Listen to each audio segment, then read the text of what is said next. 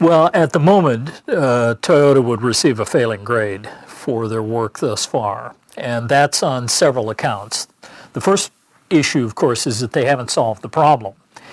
But they've told the public and they've told government regulators on more than one occasion, we have a solution. Well, it turns out not to have been the solution, and it turns out it's more complex than it appears on the surface. That's number one.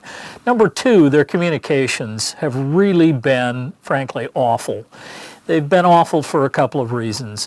One is that the CEO of the organization has been, until today, invisible, and that's never good.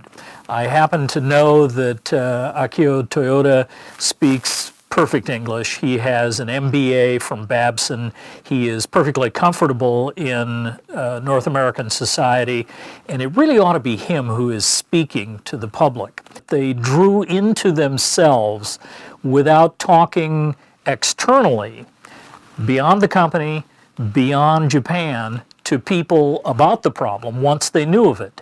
And frankly, they needed both engineering expertise and they needed communication expertise, and they didn't seek it out. This was a conversation among very few people about what was potentially a very large problem.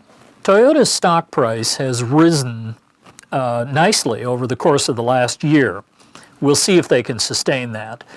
The market knows only two emotions, fear and greed. At the moment, Toyota looks solid. It looks like a good investment. But that's primarily because the market has not yet priced in any top-line revenue threats or bottom-line cost structure threats.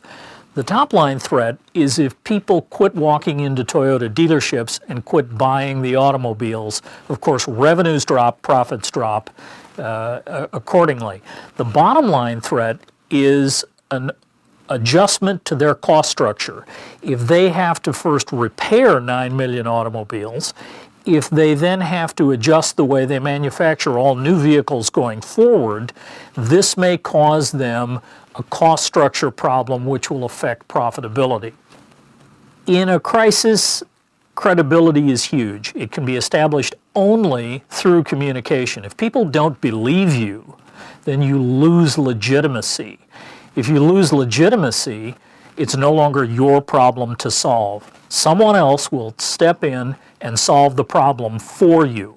So in this instance, Toyota really has to communicate openly, honestly, and often in order to establish credibility and legitimacy. They need to own this problem.